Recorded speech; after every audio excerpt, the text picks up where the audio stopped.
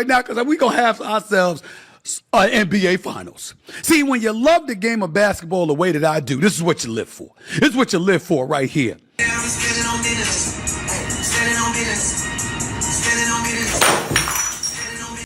Man, thank goodness for Game 4, man.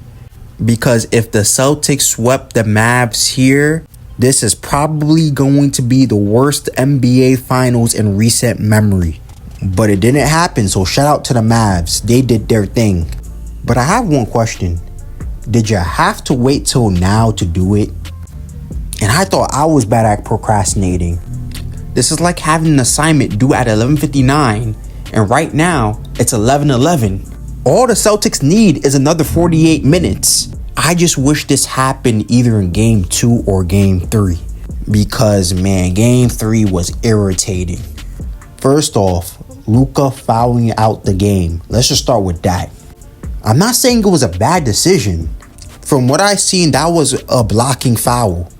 But, man, let him rock, man. I'm trying to see a good series. As a fan of basketball, I'm just trying to see good basketball. And keeping Luka in the game is good basketball. Like, it's not that deep. It's the last 2 minutes of the game. Just keep him in there. Like, come on, just overlook it. I mean, the refs overlooked so many of the things the Celtics have done.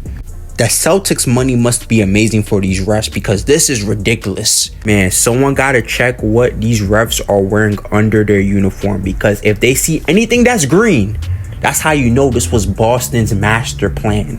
Next, Derek White, man. It's not that deep. In Game 3, he was terrorizing, man. I'm just trying to see a good series. He had 15 points in Game 3. It felt like 30. Why did Shaq and Charles Barkley go on TNT and roast him for his hairline? Why? Because after that, he went bald. And you know what happens when an NBA player goes bald. All their attributes become maxed out. They get all these superpowers, man. If LeBron really wanted to become the GOAT, that's all he had to do. And for Jrue Holiday, I've talked about Jrue Holiday enough. He was doing some great playmaking with Derek White. And all I'm going to say is that it was 420 in the Bucks office when they traded Jrue Holiday. That's all I'm going to say. If you know, you know. Kyrie finally showed up in Game 3. And people call Kyrie the Wizard now. Well, in Games 1 and 2, they should have also called him Houdini because his first magic trick was to disappear. But he came alive in Game 3, which only tells me one thing. It was really the Boston crowd that was hindering him this entire time. It kinda sucks that this was also the game Jason Tatum came alive and scored 31 points. Man, that Boston team is stacked, man. Having two-way guards from Tatum to Brown to Derek White to Jrue Holiday. Old man Horford, who's a shooter. Defenders to three-point shooters. Making Jason Tatum the greatest role player of all time. Man, like, this might really be the first all-time team of the 2020s. I was basically watching everyone have videos, whether it be on Instagram, YouTube, Twitter, or X, or whatever you call it, of everyone singing the praises of the Boston Celtics, going through their history. And man, that's how you know a team has won the finals.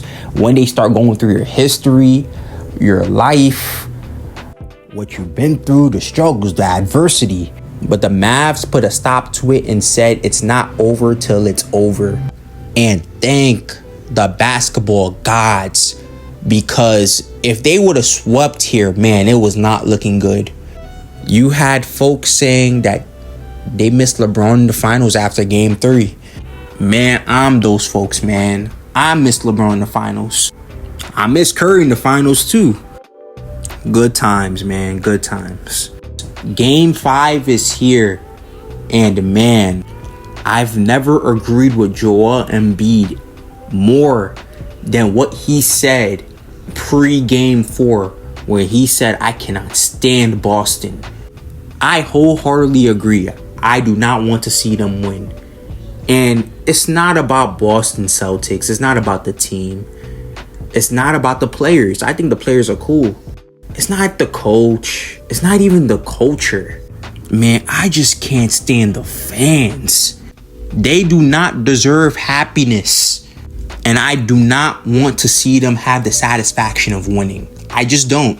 So because of that, Mavs in 7. If anyone can make history, Luka Doncic can. Kyrie Irving can also. And as for Kyrie, man, it's time. In the next game, he needs to channel his inner LeBron. And game 5, Kyrie needs to be born in that night. And maybe we can recreate this moment in game 6. That would be great.